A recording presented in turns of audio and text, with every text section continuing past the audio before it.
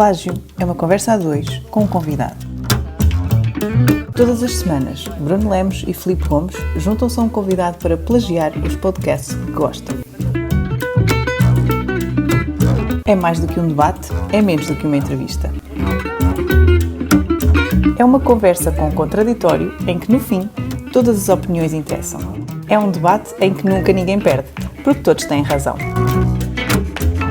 Ouça e subscreva o podcast nas plataformas habituais. Tenho instrumentos que vou pôr à venda. Uma bateria que tenho. Portanto, já... para carro, uma bateria para o carro. Não, é mesmo daquelas que fazem barulho. Então, olha, boa noite a todos que nos têm acompanhado então neste percurso já de... é o 14º plágio, já começa a ser uma maratona. Nos 3 anteriores tivemos vários temas: desporto, saúde, cultura, religião, turismo e quase sempre muita política, né? Mas faltava-nos uma área, que era a área social. E nada melhor que convidar alguém que está por dentro destas áreas e principalmente dentro de uma IPSS e que tem desenvolvido e tem participado e tem acompanhado vários projetos, até para vários públicos. Boa noite, Marina. Bem-vinda ao 14º plágio. Boa noite, Bruno. Boa noite, Filipe. Boa noite. Acreditas que é possível discutirmos este tema sério com 2 cromos como nós ou vai ser difícil? Eu acho que sim. Social é isso mesmo, é social. É social. Portanto, todos nós. Eu acho que o Bruno está a desvalorizar um bocado, pelo menos a mim está-me a subestimar. O Bruno não sabe, mas eu vou-lhe dizer, a Marina é testemunha, eu sou sócio fundador da IPSS da ABCER. Exatamente. Participei na elaboração dos estatutos, etc. Tal e qual. Aliás, ainda era ali num edifício na rua... Na Machado de Santos.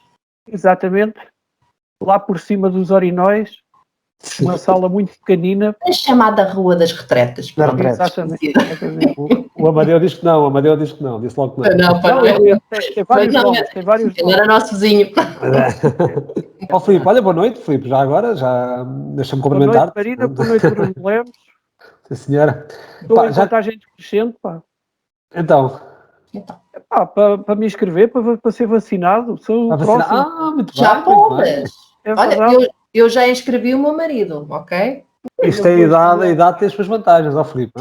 É verdade. Eu já não posso. Não é por mim, eu não posso. Eu também ainda não. Filipe, já que estamos aqui numa área social e de alguma solidariedade, ouvi dizer que tinhas aí uma cadeira de jardim, uma mesa de jardim, 4 cadeiras, para oferecer a quem mais precisa. Já ofereci. Já ofereceste? Pronto, era só para saber se a proposta se mantinha.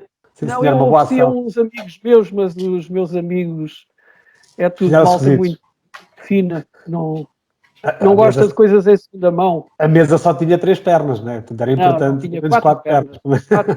Compensava com a cadeira. É isso mesmo, punha a cadeira para o apoio. Deixa-me começar já a fazer aqui uma pequena provocação. A mim ou à Marina?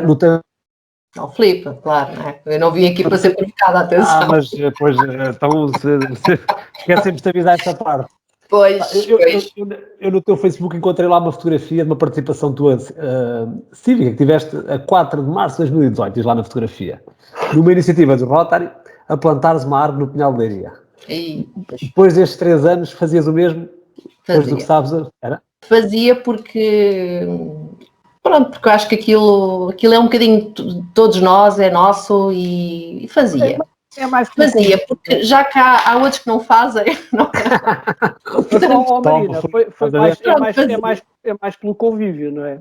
Não, senhora, eu sei onde é que está o talhão que eu plantei. Okay? O talhão.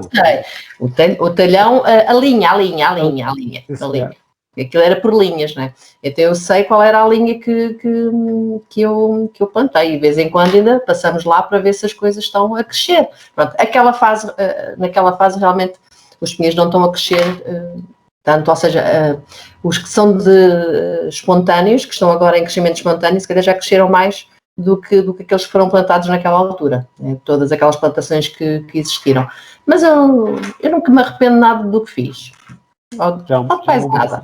Pronto, não, acho que está lá atrás. Já vamos tentar perceber algumas coisas. E eu acho que foi uma iniciativa louvável.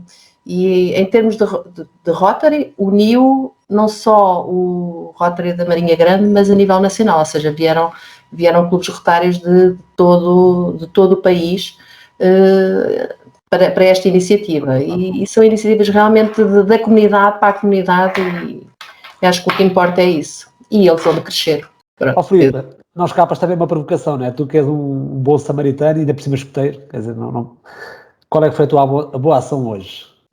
Hoje, assim, de repente... Vamos lá ver, a tua boa ação no último ano, pronto. Enchi os senhores... fiz várias, mas eu não gosto... mentira. Eu não sou exibicionista, eu não vou falar disso. Vamos aqui então recuperar a falar aqui um bocadinho também das coisas mais ligadas àquilo que a Marina nos vem trazer. Portanto, a Marina Domingos, nascida na Marinha Grande. Marina, tu iniciaste o teu percurso numa área mais profissional, ou seja, empresas, na área da consultoria, mas depois abraçaste rapidamente o projeto da ADCER, isto em 1998. Na altura para terminar um projeto desenvolvido em Casal de Malta. E eu... Há 6 meses. Entrei nesta casa com um prazo. 6 meses. Portanto, ainda cá estou a passar estes anos todos, não sei o que é que aconteceu aqui aos prazos. Foram aparecendo projetos. Pois, Isso mesmo. Olha, mas eu por acaso, quando eu estava a ler isso e este rótulo, esta marca aqui, Casal de Malta, em 98, fez-me lembrar aqui, tentei tentar perceber as diferenças. Ou seja, nessa altura estávamos ainda, de alguma forma, com uma ressaca da crise da indústria vidreira, de muitas fábricas a fechar. A outra indústria não absorvia a maior parte dessa mão de obra porque não estava ajustada. Não existia o euro, não é, na altura. A tecnologia não era para todos, havia algumas já, mas era muito Escusas de pormenorizar tanto, porque isso... Então pronto, vou só aqui falar mais um indicador, que é a questão da literacia. Também não havia os níveis de literacia que há hoje. Tu consegues hoje, que acompanhas estas questões sociais na Marinha Grande hoje e que começaste na altura, consegues fazer aqui algum paralelismo? Há aqui uma grande evolução, não há? Estamos iguais? Como é que tu contextualizavas os tempos de hoje comparado com essa época de 98? Olha, com um exemplo, eu acho que é muito diferente. Acho que está realmente muito diferente. Os conceitos de famílias também mudaram, mas acho que está diferente, sobretudo, de quem procura viver no bairro.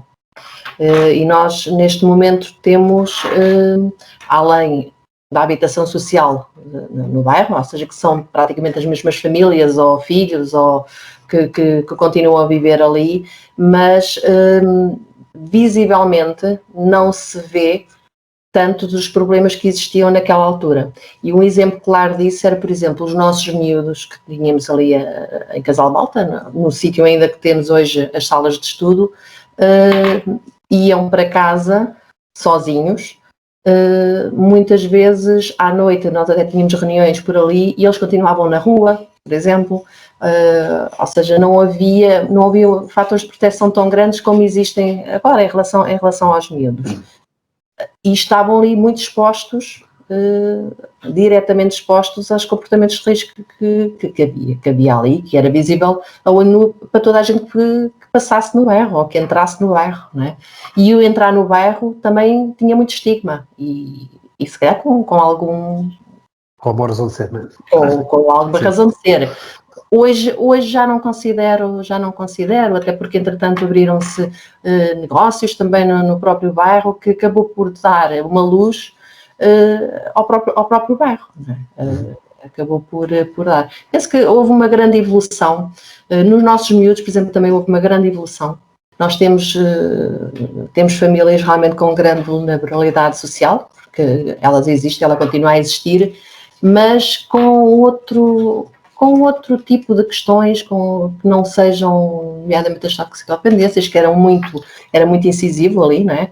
Naturalmente, e isso já não se nota tanto nos miúdos que nós acompanhamos ali. Ou seja, é mais ao nível da pobreza infantil, a nível das questões mais económicas, propriamente ditas, do que outras. Aquela questão da ociosidade, as pessoas não trabalharem, pronto. Nós temos ali uma grande percentagem também de famílias, aí isso ainda existe, beneficiárias do rendimento social de inserção, ou seja, isso continua a existir e vai sempre, enquanto houver estes apoios, vai existindo sempre. Mas não é só ali. Neste momento, o que é que também se nota muito é naqueles apartamentos, nos prédios que não são do município, nota-se muitos indianos, muita comunidade indiana, que acaba por procurar muito ali aquela zona para residir. Esse é um dos temas que nós vamos passar por ele. Filipe, tu, ainda na semana passada falámos nisso, tu estiveste lá filhos a estudar no Casal de Malta, não é? Também consegues ver uma diferença grande entre aquilo que eram esses tempos e agora, ou as coisas estão muito idênticas? Tu calhou-te o jackpot hoje, porque eu, para além do meu filho mais novo ter estudado no Casal de Malta, na pré, eu nasci no Casal de Malta. Mas isso nota-se bem, não é? Pois, nota-se logo à partida. Mas o Casal de Malta... Eras daquela parte dos índios ou dos cowboys? Havia o bairro dos índios e o bairro dos cowboys. Tu eras de qual? Nós chamávamos carinhosamente o TI, que era o território índio, que eram os prédios a partir da rua que dá acesso à escola primária. Portanto, essa rua marca a fronteira entre aquilo que era inicialmente o Casal de Malta, que o Casal de Malta originariamente era um bairro social, não é? Tinha aquele primeiro alinhamento de casas só de um piso que estão em frente ao antigo mercado das tendas, não é? Virados para aquilo que era na altura o Pinhal nós chamávamos o Pinhal da Feira dos Porcos, porque realizava-se ali. Porque ali era a Feira dos Porcos e, portanto, aquela zona inicialmente era a zona que existia, portanto, que era essa primeira linha de casas. O prédio onde eu morava, que é logo o primeiro prédio, de primeiro andar, um prédio cor-de-rosa, que há ali mesmo no cruzamento. Depois havia mais 2 prédios à esquerda desses, portanto, até ao limite da rua. E os primeiros prédios que nasceram a seguir a esses... depois havia uma série de casas, havia ali uma série de casas, portanto, no seguimento da rua, não é? Da rua para a escola primária, de vivendas, que até eram vivendas que não tinham nada a ver com a habitação social. Depois fizeram um bairro mais, portanto, nessa rua à esquerda, que nós chamávamos a Fundação Salazar, porque penso que aquilo terá sido feito por uma fundação que tinha esse nome e que construía. Nessa altura começou a chegar gente que não era a gente que nós estávamos habituados a ver ali. E, entretanto, quando construíram os outros prédios mais, portanto, à frente do posto médico, aí sim é que se notou que nós aí é que começámos a chamar o TI, o território índio, porque eram pessoas de condição muito pobre. Algumas dessas pessoas que vinham até das ex-colónias, que chegaram sem rigorosamente nada, alguns africanos, eu lembro-me a família do Natalino e do Du, que moravam lá, pronto. E, portanto, aquela zona, a partir dessa altura, começou, de facto, a ser uma zona com um bocado problemática, porque, de facto, havia ali um problema de pobreza. E havia uma grande concentração de pessoas que de facto, tinham poucos rendimentos. Era uma estratégia muito na moda nessa altura, que era... Exatamente, que era fazer, no fundo, era fazer guetos. É isso mesmo, ou seja, juntavam-se as pessoas todas da mesma condição no mesmo sítio. Isso mesmo. Nós, normalmente, havia sempre ali algumas parcerias para não... Na altura não havia bullying, não é? Mas levávamos na tromba. E então havia ali umas parcerias com alguns... Era bullying. Chamava-se outra coisa. Exatamente. Nós fazíamos ali umas parcerias com alguns com quem nos dávamos bem do outro lado, que era para apaziguarem ali a coisa, porque, naquela altura, de facto, havia, entre nós, miúdos, não é? Um ambiente assim um bocado mais hostil. Eu já não me recordo, que eu perdi-me completamente na tua... Não, era tentar perceber a diferença, ou seja, a diferença do que era...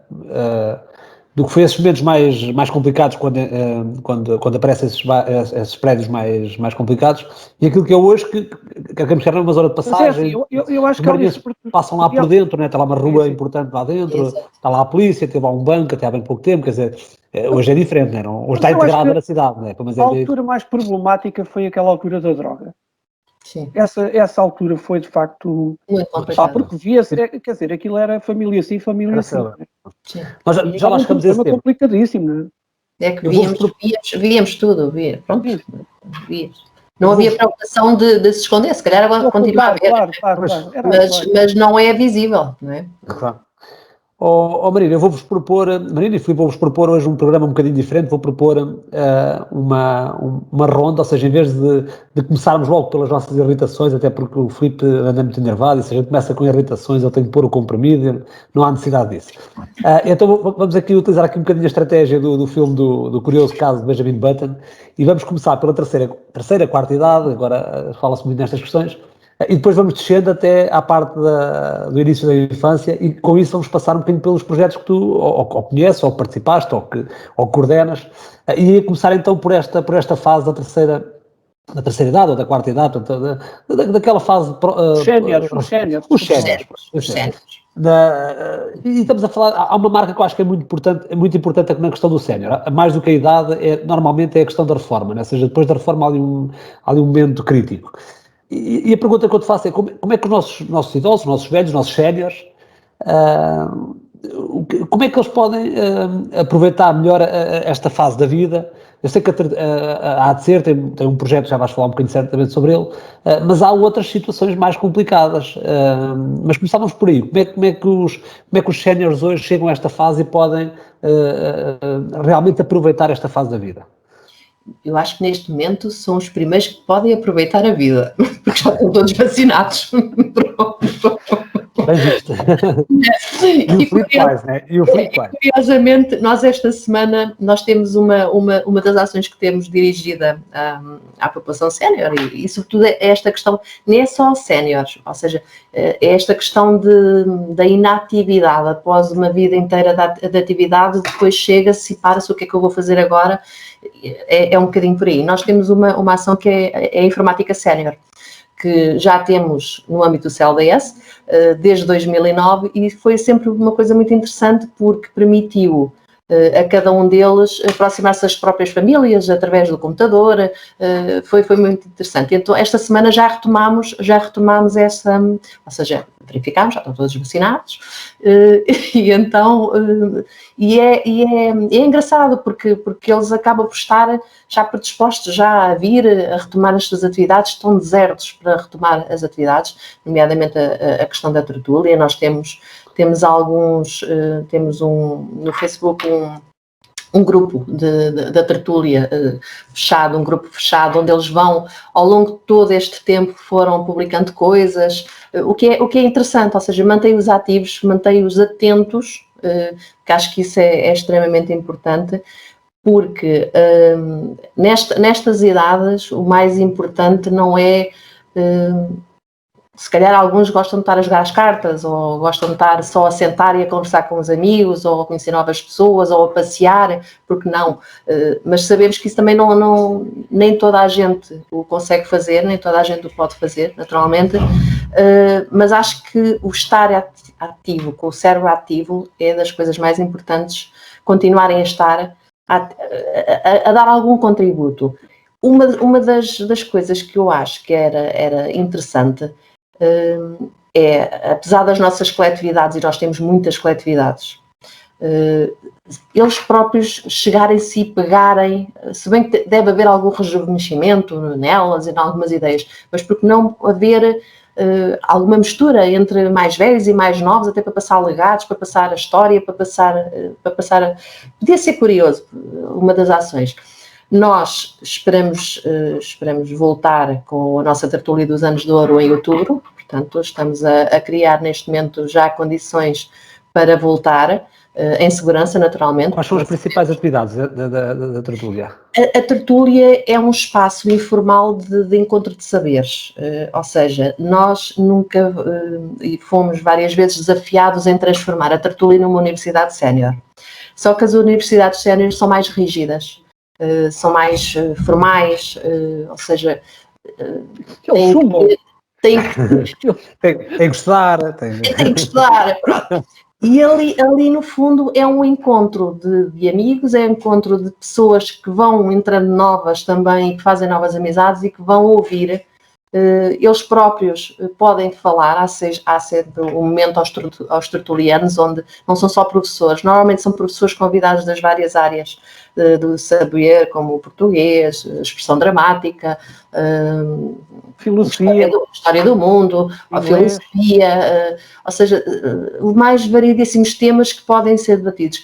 E pontualmente são convidados, normalmente da nossa Presidente, mas também há algumas sugestões de alguns tertulianos também que conhecem e também levam lá convidados, o que é interessante e que faz com que o nome tertúlia tenha realmente sentido, porque no fundo é um espaço onde todos têm lugar à sua opinião, a ouvir.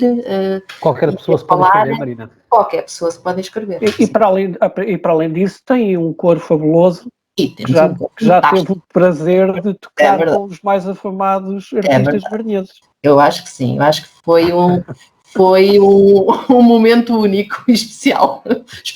Gostaria que não fosse único. Pois, é isso. Mas continuasse a ser especial, não. Também vai também retomar, também já estão prontinhos para afinar a voz. Afinar ali. Estou-te a sentir muito, muito conhecedor deste tema. Já te inscreveste ou já tiveste a ver informações sobre isso? Ou... Não, eu como te disse, eu tenho uma ligação muito próxima com a ADCER. Eu fui portanto, para além de ter sido também eu não sei se tu sabes a história da ADCER, mas isto não começou como uma IPSS. Nada. Nem como uma associação. Exatamente. Aliás, há de haver alguma razão para ser ADCER 2, não é? Exatamente, é precisamente por causa disso. Pronto, aquilo começou com o Dr. Gustavo Quaresma, tinha uma série de atividades. Pronto, também não vale a pena a história também. Era um projeto Vamos Todos Tratar da Saúde ao Conselho. Exatamente. Pronto, e depois houve ali mais uma série de coisas que se acrescentaram, inclusivamente havia uns circuitos na mata que na altura também foram dinamizados pela ADCER, etc. Pronto. Nessa altura surgiram duas associações importantes, que era a ADCER e a ADCA, não era? Acho que era a ADCA. Estava mais ligado à área de turismo e desporto, eu recordo disso. E eu penso que isso, portanto, na altura, já havia o projeto no Casal de Malta, mas tinha que haver uma associação que ficasse com... Aliás, o projeto dividiu-se em dois, não foi, Marina? Que era uma parte ficou para Casal Galego e outra parte ficou para a ADCER. Nós recebemos o projeto de luta contra a pobreza, já há de ser, que incidiu sobre os bairros de Casal de Malta e Camarnal. Portanto, tinha os dois bairros. E a intenção ali foi criar equipamentos de proteção para crianças, para a infância e juventude, que foi daí que nasceu o nosso centro de acolhimento, o Girassol, que muitas vezes é associado como sendo uma associação completamente sozinha, mas não, é uma resposta social da ADCER. Há muitas pessoas que desconhecem e pensam que realmente é uma associação, por ela própria, autónoma, mas é uma resposta integrada na ADCER, que nasceu deste projeto.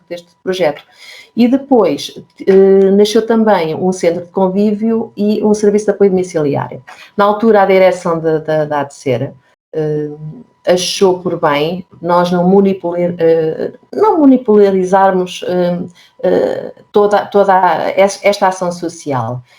Eu pessoalmente ainda acredito nisto, que nós somos bons se ficarmos especialistas nas coisas, ou seja, não podemos querer fazer tudo. E então a nossa aposta foi na infância e juventude. E a questão desta parte da terceira idade, nomeadamente o Centro de Convívio e o Apoio Domiciliário, foi convidado então Casal Galego, que se transformou em IPSS, era uma associação, uma coletividade, transformou-se em IPSS e então recebeu a resposta de Centro de Convívio e de Serviço de Apoio Domiciliário na altura. Foi assim que se dividiu em termos, este projeto partiu.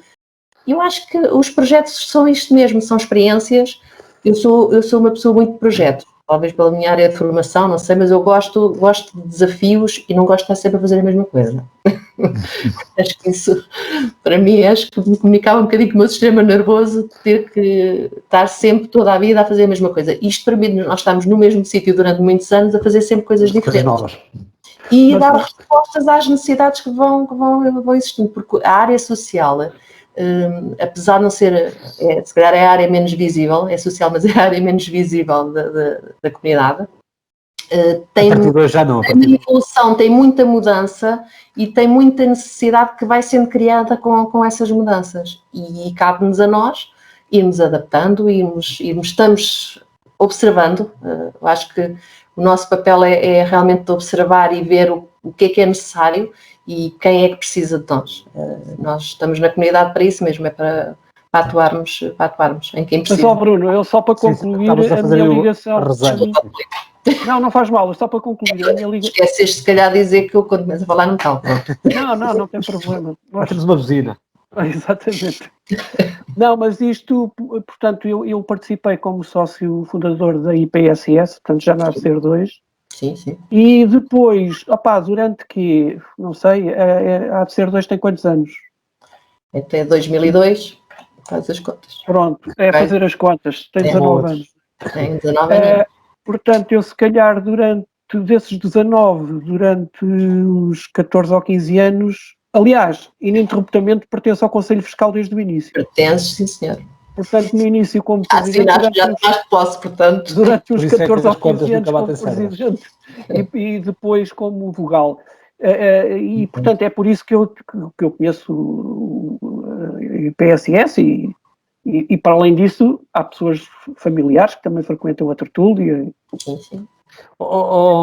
Marina, mas esta área dos séniores, eu não queria entrar aqui pela questão das necessidades de saúde, ou seja, situações mais complicadas, é mais na perspectiva do sénior ativo. Que outras soluções é que existem ou que poderiam existir? Há aqui a questão da Universidade Sénior, portanto, que é relevante, neste caso a tertúlia. Há a questão que tu já falaste, e bem, que é as coletividades poderem se reinventar elas próprias, ou seja, não serem só um centro de jogar às cartas, mas ser mais qualquer coisa. Que outro tipo de coisas é que tu sentes ou que notas que há alguma falta e outras experiências eventualmente que haja noutras zonas? Desculpa lá, deixa-me só interromper uma coisa que eu acho que a Marina não disse há bocado porque não se lembrou. As pessoas mais velhas, para mim, e eu acho que elas também pensam isso, uma das formas de elas se manterem ativas também é sentirem-se úteis. E pronto. E a questão, quando eu falava das coletividades, é ir um bocadinho por aí. Certo, mas eu ia até um bocadinho entre paredes, que é a própria ABCER, que tem, portanto, acolhe lá os miúdos a seguir à escola, não é? Sim, tem sim. Lá as salas de estudo. As salas de estudo. Tem pessoas voluntárias, algumas delas que pertencem à tertúlia, pelo menos eu estou-me a lembrar de uma, penso que haverá mais, e portanto, isso também é uma forma de viver essa fase sénior de uma maneira mais ativa, e a própria ABCER acaba por proporcionar isso, não é? Exatamente. E são sempre bem-vindos, os voluntários são sempre bem-vindos. Aliás, porque é mesmo essa a questão, as pessoas quando chegam a uma idade em que deixam de profissionalmente exercer a sua profissão, que até toda a vida o fizeram, é o de não estagnarem, não é? De sentirem-se útil, de que também todos eles, e um dia todos nós, não é? Temos o direito também a não querer, não é? Porque muitas vezes cria-se atividades a pensar que é aquilo. Estou a pensar, por exemplo, num workshop de costura, por exemplo, porque achamos, de malhas, pronto, porque achamos aquela história em que eles agora são reformados e agora vamos todos fazer malhas, casaquinhos para... Naturalmente estou a levar isto a um extremo, mas não é isso que eles querem. Eu acho que o mais importante para chegarmos a eles é perceber o que é que eles querem fazer, porque até podem não querer fazer nada, podem até querer passear. Eu acho que é das coisas, nós fazemos alguns passeios, fazíamos, infelizmente a pandemia parou tudo e esperemos para o próximo ano conseguirmos retomar a isso, porque viagens de conhecimento, ir a um teatro, ir a um espetáculo, ou seja, só o facto de saírem e de irem, e são pessoas, por exemplo, no caso da tertúlia, grande parte deles até consegue ir autonomamente, ou com as suas famílias, ou pegarem num carro e irem, tudo isso. Mas não, por vezes até se espera que o espetáculo, por exemplo, do La Féria, que já me começou a mandar as coisas para eu agendar já uma ida ao espetáculo, porque nós se calhar vimos os espetáculos todos do La Féria nos últimos anos. Todos lá, sempre. Mas é engraçado porque eles podiam ir até com as suas famílias, não, mas acabam por reservar e vão juntos. Isso é interessante. Eu acho que, e a questão do voluntariado, do sentir útil, mas também há muitos centros de dia que tem os animadores. A questão da atividade física, acho que é extremamente importante promover-se essa atividade física, naturalmente adaptada às idades. Nós aqui há uns anos fizemos uma coisa também no âmbito do CLDS, por isso é que eu digo que os projetos são muitas experiências que são realmente algumas coisas interessantes, que era um projeto de bóssia. Tínhamos o Bóssia Center e tínhamos um grupo na Moita, um grupo na Vieira e um grupo o da Marinha que reunia na Garcia. E fazíamos intercâmbios entre eles. Era engraçadíssimo.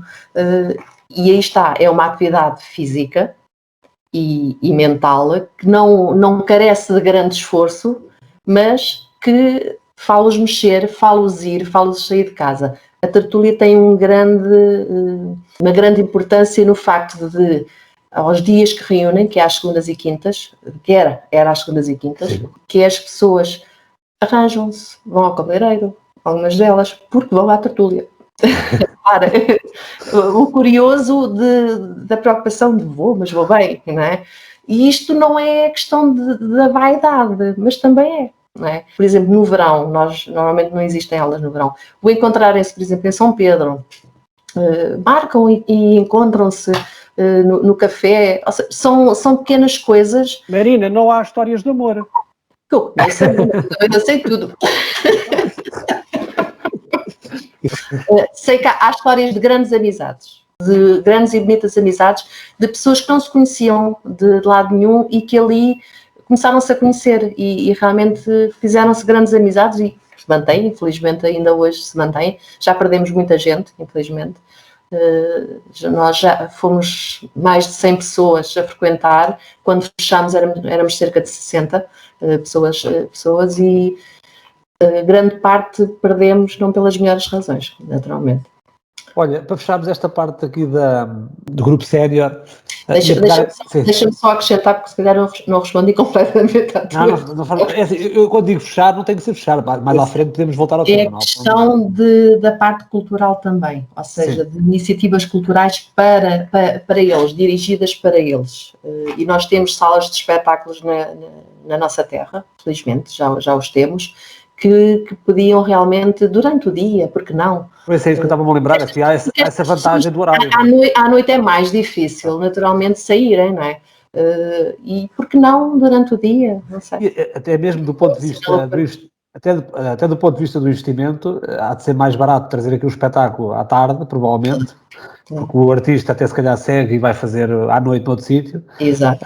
E pode ser mais rentável, parece uma excelente ideia. Olha, Marina, ia pegar aqui da tua irritação, eu disse para fechar porque nós temos que passar por 7 ou 8 pontos, é só por isso, mas podemos voltar atrás, não há problema nenhum. É uma irritação que eu partilho a 100%, é daquelas que por acaso nunca aqui trouxe, mas ainda bem que tu trouxeste, que eu assino por baixo. Eu digo só a primeira parte e depois tu explicas um bocadinho melhor, que é a definição, a redefinição e a indefinição das decisões e das prioridades. Fala-me um bocadinho sobre isto, porque é que isto se irrita tanto. Eu tentei, vocês pediram-me uma irritação, eu tentei, esta semana houve tanta coisa que me irritou, que batia tudo nisto, não é? No fundo batia tudo nisto, do que hoje é prioritário, amanhã não é. Olha, a questão das vacinas é uma coisa que me irrita solenemente. Pronto. Eu acho que a primeira fase, e isto estamos a falar a nível nacional, a primeira fase foi efetivamente de prioridades, mas estas fases todas, as redefinições das prioridades que já existiram, porque se cede a grupos de pressão, não é? Vai para lá do inimaginável, para mim. Até porque eu tenho uma resposta que nunca parou. O centro de acolhimento, nós não podemos mandar os nossos meninos para casa e ficar em teletrabalho. Em teletrabalho, né? Nós tivemos em teletrabalho com eles. Eles não são telemeninos, não é? Eles não são telemeninos. E reparem, é uma resposta que eu para mim, isto são coisas muito... E eu não estou nesta resposta direta, não é? Eu não estou na resposta direta, mas estou noutra onde tive contactos com toda a gente e com esta população mais vulnerável o ano inteiro, não é? Ainda hoje tenho, através da entrega de alimentos, semanalmente, num projeto que foi criado, de parcerias. Mas acho que isto é é de uma crueldade, eu acho que é mesmo crueldade, de que funcionários que estão 24 horas, ou seja, é uma casa que funciona 24 horas por dia, não é? E que nos impedem, ou nos dizem para nós não podem ir visitas, não é? Mas agora já podem ir visitas para os meninos, que os meninos não podem perder o direito ao reencontro com as suas famílias, naturalmente, não é? Mas onde nós tivemos que fazer investimentos enormes para estar tudo em segurança, não é? Mas que todos os dias tínhamos o coração apertado. Porquê? Porque as nossas funcionárias iam às suas casas, iam às suas famílias, entravam e saíam, não é? E pronto, e não fomos prioritários, ou seja, redefinição, inicialmente até éramos para ser, mas entretanto redefiníramos como não, pronto. Agora é tudo pelas idades, que eu acho que a segunda fase devia ter sido tudo pelas idades. Pronto, isto é uma das minhas irritações, pronto. Filipe, tu és um homem decidido ou és um homem coerente na tua decisão? Se eu sou coerente, eu tento ser, nem sempre consigo. Aliás, decidido, ou demoras muito a decidir? Eu por acaso tenho, é engraçado, eu às vezes engonho muito, como se costuma dizer. Tenho que pôr esta lá no Amadeu, nas palavras em desuso, engonhar. Não, eu às vezes ando um bocado a engonhar, mas depois quando tomo a decisão, acabou. Está tomada. Pois, eu acho que isso é o que irrita a Marina, é alguém tomar a decisão, que já às vezes não é fácil, sim, e depois, passado um bocadinho, já está a equacionar se aquela decisão é, se não é, se depois é... Está bem, mas espera lá, mas nem chega a experimentá-la. Às vezes... Eu estou a falar num plano diferente, ela está a falar, eu estou a falar num plano pessoal. Ou seja, eu também. As minhas decisões, em princípio, essas que eu ando a engonhar, não vinculam mais ninguém, só me vinculam a mim, não é? Pronto. Agora, em relação àquilo que a Marina estava a dizer, eu penso que vai um bocado para além disso, ou seja, são aquelas que coletivamente nos afetam a todos. E aquilo que é verdade, aliás, o exemplo das vacinas é paradigmático. Nós esta semana tivemos o Dr. Lacerda Salles a dizer uma coisa, à tarde a dizer uma coisa e passado uma hora já era uma coisa completamente diferente daquilo que ele tinha dito. Pois claro, teve impacto, né? Teve impacto aquilo que ele disse, naturalmente. Mas o mais estranho disto tudo é que se vocês recuarem na fita do tempo, como agora se costuma dizer, uma semana ou duas antes, o próprio coordenador da vacinação, lá o nosso almirante, já tinha dito que os prazos estavam a ser antecipados pelo facto da resposta da vacinação estar a ser mais rápida e pelo facto de haver mais disponibilidade em termos de vacinas. Ou seja, a prática o que houve aqui foi um aproveitamento político de uma situação que já era, mas foi transversal. Estava planeada, eu penso que... Exatamente, porque a seguir veio logo o Presidente da Câmara do Porto dar uma de bairrista a dizer então agora vão vacinar em Lisboa para resolver o problema, quando não fizeram isso, por exemplo, lá em São Titónio e lá naquela zona. Sim. Pronto. Mas agora, é evidente que esse tipo de decisões é que muitas vezes nos fazem desconfiar exatamente, e nos enervam de facto um bocado, nos tiram do sério, não é?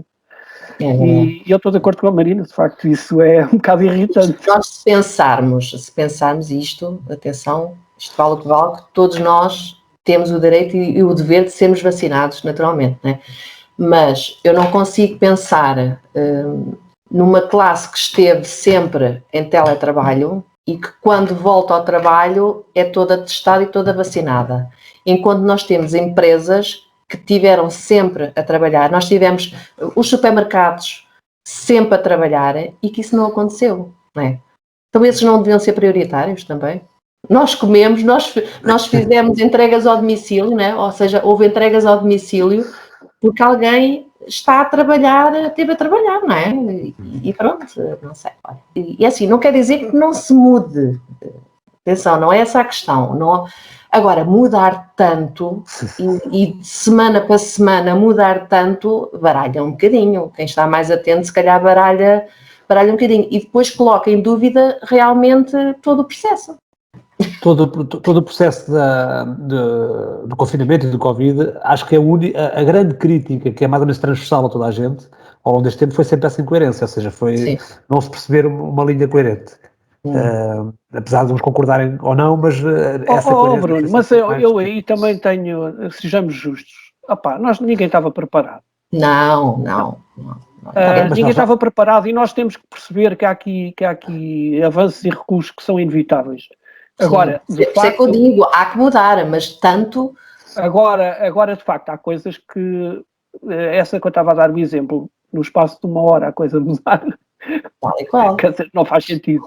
Vamos passar aqui para uma nova fase da nossa vida, nesta história do Benjamin Button, que é aquela fase no final da vida ativa, portanto, mas ainda com alguns anos para trabalhar, 10, 15 anos, e nós vivemos muito esta experiência, como eu disse há pouco, quando tivemos o problema das fábricas de vidro, que muita gente saiu com 45, 50 anos, não sabia fazer mais nada a não ser vidro, não é? Exato. E a única indústria que havia era plástico e moldes, que era uma indústria que não absorvia estas pessoas. Mas esta realidade continua a existir em várias áreas, ou seja, há muitas profissões muito específicas que fazem com que as pessoas, quando saiam, dificilmente são integráveis noutros projetos. Isto é uma fase crítica e que muitas vezes é preciso uma intervenção social. Aqui há de ser, tem aqui alguns projetos, eu penso que alguns dos projetos têm a ver aqui com esta coisa que é CLDS, 4G, Marinha Social, tem algumas coisas em relação a isso. Queres explicar um bocadinho como é que vocês atuam nesta área e o que é que têm encontrado? Nós, desde 2009, isto já vai o 4G é porque é a 4ª geração. Portanto, nós já desde 2009 que fomos convidados a desenvolver este projeto no Conselho.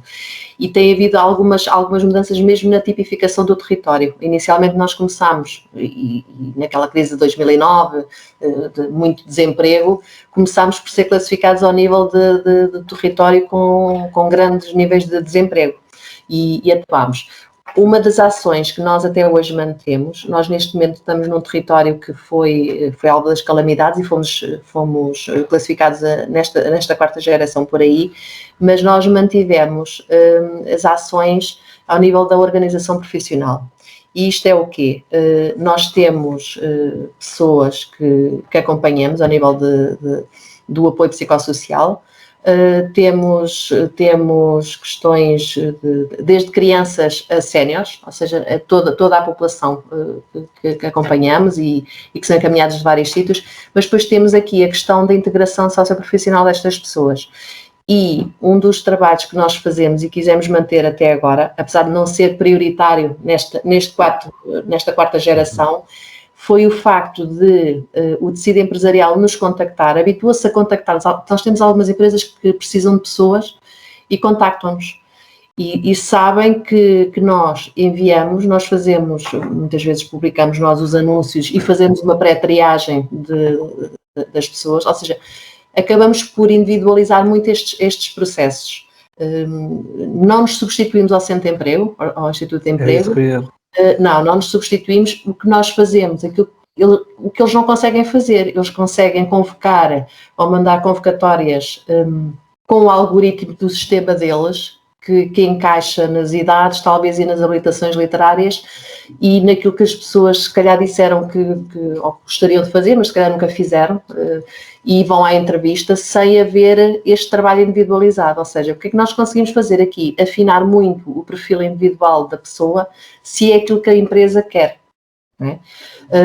E muitas vezes também trabalhar com as pessoas estas questões, ou seja, ajudá-los a fazer um currículo para que vá responder àquilo que as empresas estão a iniciar, prepará-los para uma entrevista, ou seja, fazemos um trabalho muito individual, mesmo pessoa a pessoa, que acho que é a grande diferença com o Instituto de Emprego, é esse, que eles não têm capacidade para o fazer, naturalmente. Nós tivemos um trabalho também de formiguinha durante os anos de CLDS, que foi batermos às portas das empresas e oferecermos este serviço gratuito. Porque ele é gratuito, naturalmente, porque é um projeto financiado, não é? E as empresas, nós temos empresas que recorrentemente precisam de determinadas pessoas e nos pedem, nós enviamos, até porque destas pessoas também nós acompanhamos a nível psicossocial, algumas já estão preparadas para voltar a trabalhar, outras a questão nem é por aí, não é?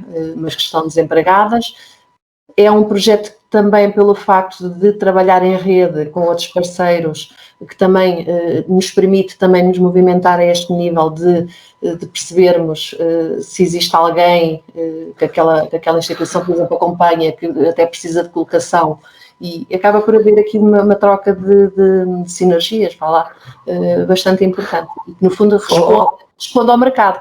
Mas aí está. Como o nosso mercado de Marinha Grande, o Conselho, é tão especialista, né, especializado em necessidades, por vezes nós não conseguimos responder a estas necessidades.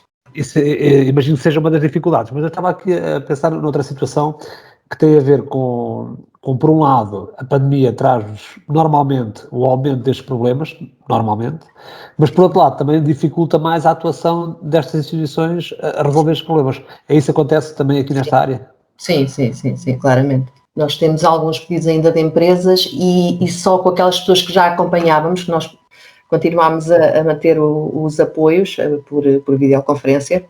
Estamos a voltar já a fazer acompanhamentos presenciais. Fizemos muito especificamente em algumas situações em que era impossível trabalhar as pessoas de forma através da videoconferência. Mas é muito mais difícil, naturalmente, nós conseguimos. Nós temos tido também um trabalho, nós tivemos situações, por exemplo, de pessoas que ficaram desempregadas no âmbito desta pandemia e que não conseguiam marcar sequer com o Instituto de Emprego para pedir o subsídio de desemprego, ou com a Segurança Social, ou não sabiam fazê-lo, e que através de um projeto que foi criado no âmbito do Rotary, mas em parceria também connosco, com o CLS, com a ADCER e com várias instituições do Conselho, onde através dos pedidos de alimentação que foram chegando ali, nós fomos trabalhando também a grande parte destas questões, ou seja, estavam desempregadas, estavam empregadas, sabíamos de alguma coisa, então ligávamos àquelas pessoas a tentar perceber se encaixavam, se estavam interessados, não é? Mas conseguimos fazer este trabalho só esse cruzamento. Sim, este cruzamento. Filipe, tu queres contribuir aqui para este problema, porque ouvi dizer que estás irritado com o senhor motorista que deixa lá o caminhão à frente da tua casa e essa é a tua grande irritação. Quer dizer, tu entretanto depois o homem desempregado, está ele na CLDS, e depois lá vai a pedir ajuda, a raio de irritação é esta. E depois que é quando vou arranjar um trabalho na área dos transportes? Pois é isso. Não, o primeiro a ficar desempregado foi o vereador da área, não é? Pois, não ficou, está lá na mesma, Mas não era emprego, não. Bem, a minha irritação é uma irritaçãozinha, não é? Não tem, é uma coisa quase mesquinha, mas pronto, acontece. Eu moro, aqui no sítio onde eu moro, nós temos dois espaços de estacionamento à frente, portanto, de um lado e do outro da estrada. Do lado da minha casa, portanto, são várias casas, e do outro lado só há uma casa. E então é o local ideal para estacionar um caminhão. As pessoas, obviamente, que aproveitam, como não há lugares próprios para que isso possa acontecer, aproveitam e tentam estacionar o mais próximo possível da sua habitação, não é? Claro. Só que isto é um bocado chato. Isto no início, eu já moro aqui há uns anos, no início havia aqui um senhor que eu penso que já está reformado, e ele fazia as viagens todos os dias, aí às 2h30 da manhã, ele ligava ao caminhão e o caminhão estava aí um quarto de hora, 20 minutos com o motor a aquecer. Pronto. Isto mesmo em frente ao meu quarto. Mas todos os dias, durante anos. Né? Pronto, entretanto... É bom para quem trabalha por turnos. Exatamente. Pois. Depois o senhor, deixei de o ver, entretanto, pronto, depois era o filho, agora, entretanto é um rapaz mais novo que vem aqui deixar o caminhão à porta e assim, eu moro numa zona onde a malha urbana é maior, portanto há muitas casas, não estamos a falar, eu não vivo aqui no meio de nenhum descampado, não é? E portanto eu acho que havia de haver essa preocupação. É verdade que nós, e eu lembro-me do Frederico falar nisso no primeiro plágio, dele falar que de facto é uma coisa inevitável, nós temos que conviver com os caminhões, porque para bem de nós a indústria nunca se foi embora e portanto e as fábricas estão localizadas dentro da malha urbana, portanto paciência, temos que de alguma forma também tolerar as coisas. Mas eu penso que crescemos depois. Exatamente. Mas de qualquer maneira, eu acho que junto às casas não devia de ser permitido. Não devia ser permitido estacionar os caminhões. Mas tinha que haver alternativas, não é? Era isso que eu ia para dizer, ela já ia chegar, mas antes disso até ia dar outro exemplo. Porque eu recordo-me, eu como sigo mais ou menos as reuniões de Câmara,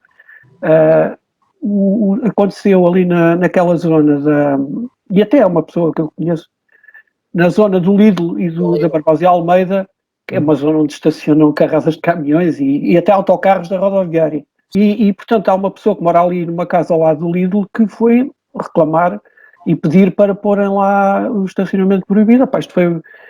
a pessoa voltou lá mais 2 ou 3 vezes e, portanto, eu penso que as placas ainda nem estão lá. Isto já foi há bastante tempo. Portanto, havia de haver algum cuidado com isso. E, por outro lado, é uma coisa que nós também já ouvimos falar há muito tempo, que é a questão do parque TIR, não é? E que era fundamental. Eu ainda ontem ou hoje estava a ler qualquer coisa até do Armando Constâncio, que já aqui teve também, em que ele falava que cerca de 600 caminhões por dia que entravam e saíam na Marinha. Eu não sei se o número é esse, já ouvi falar em vários números, mas de qualquer maneira é um movimento muito grande. E, portanto, eu acho que se justificava mais do que nunca haver um espaço próprio para esses caminhões poderem estacionar e deixarem de me irritar.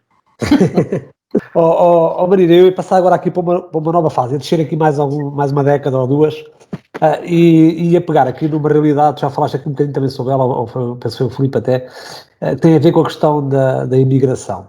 Ou seja, nós nesta altura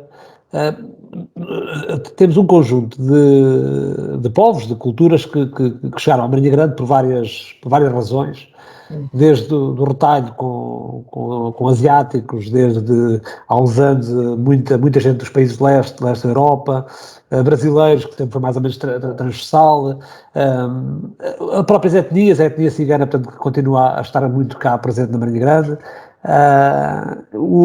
Agora mais recentemente, através da indústria de mão de obra intensiva, a questão dos indianos, e provavelmente mais, né?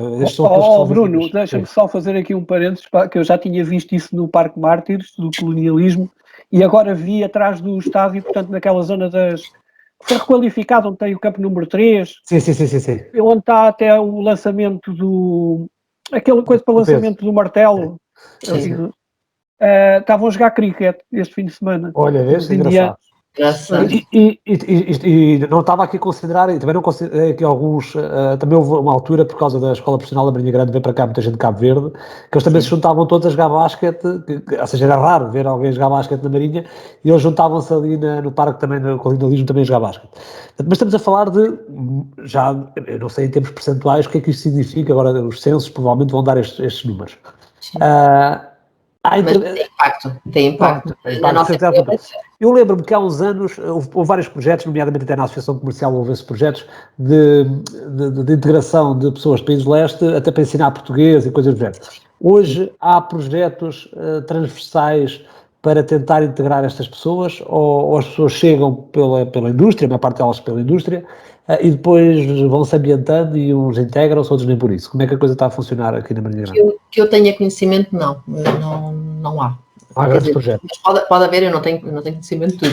Neste caso, nem a ADC, nem a Rotary, que é o que tu conheces melhor, não tem nós não temos. Nós tivemos formação profissional durante muito tempo, agora já não temos. Seguimos para outros eixos, para outras intervenções, mas realmente aquilo que eu noto é que ambientam-se e eles próprios acabam por aprender a língua por si. Alguns nunca aprendem. E realmente vem esta diversidade cultural muito grande. Nós temos... Mas não olhar para isto de uma forma cuidada... brasileira muito grande, muito, mesmo muito grande. Curiosamente eu não tinha a noção de que ela era tão grande. Agora com a questão dos cabazes... Tens algum número que te recordes? Algum número, alguma porcentagem? Não tenho, por acaso não tenho presente agora.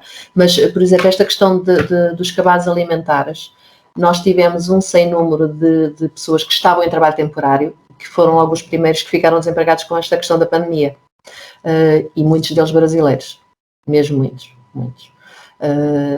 Mas curiosamente é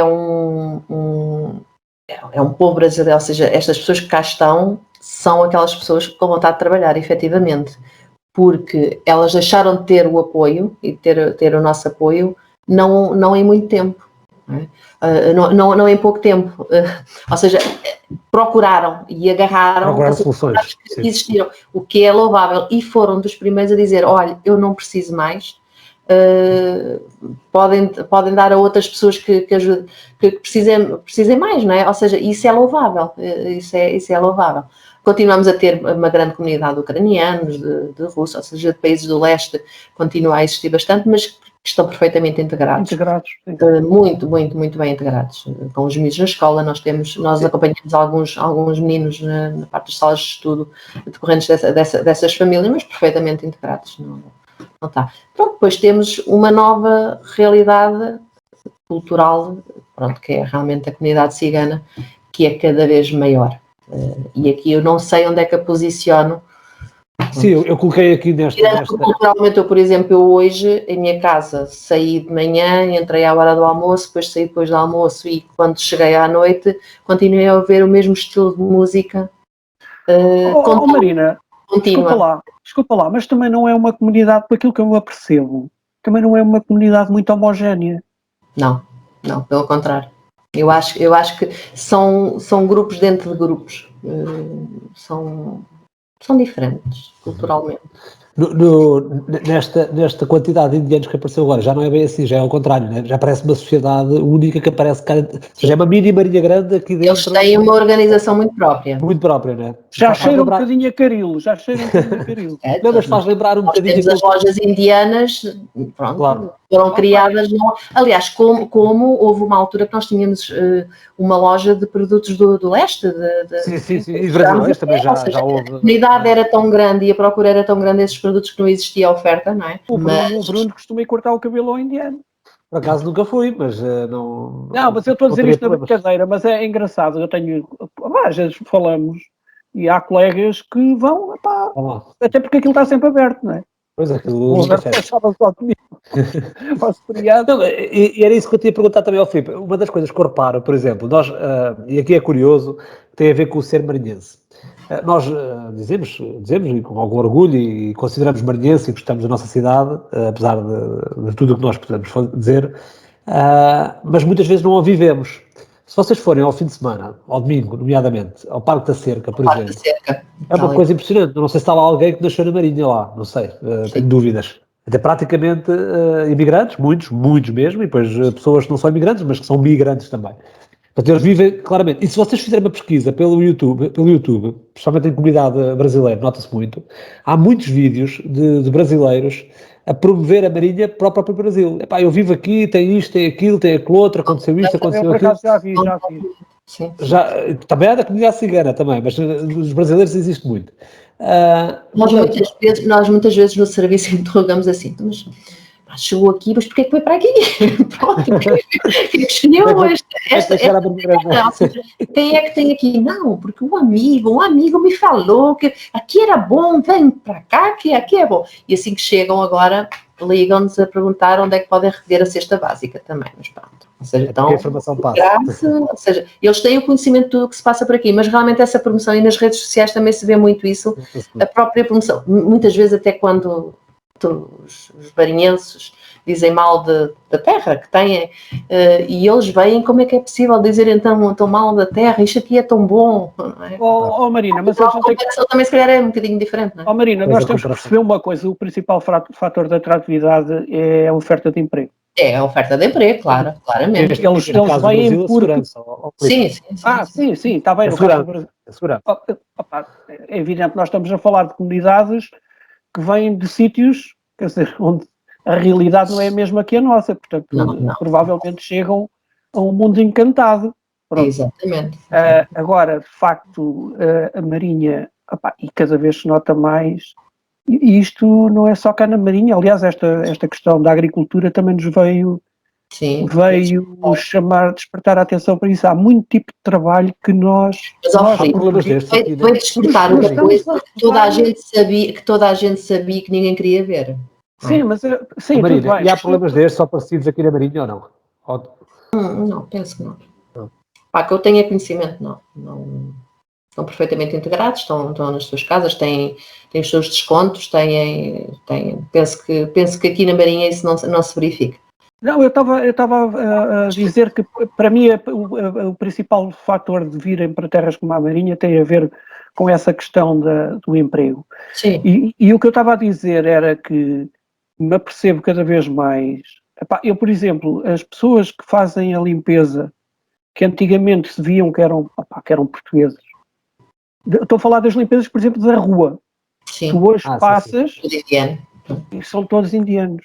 Portanto, isto está a acontecer um bocado aquilo que aconteceu connosco quando fomos para a França e para a Alemanha, não é? Para a Suíça, e agora parece que já vivemos confortavelmente a determinado tipo de trabalho que nós não aceitamos. Sendo que eu não sei se os motivos de entrada em Portugal serão os mesmos que foram os nossos motivos de ir para a França. Não.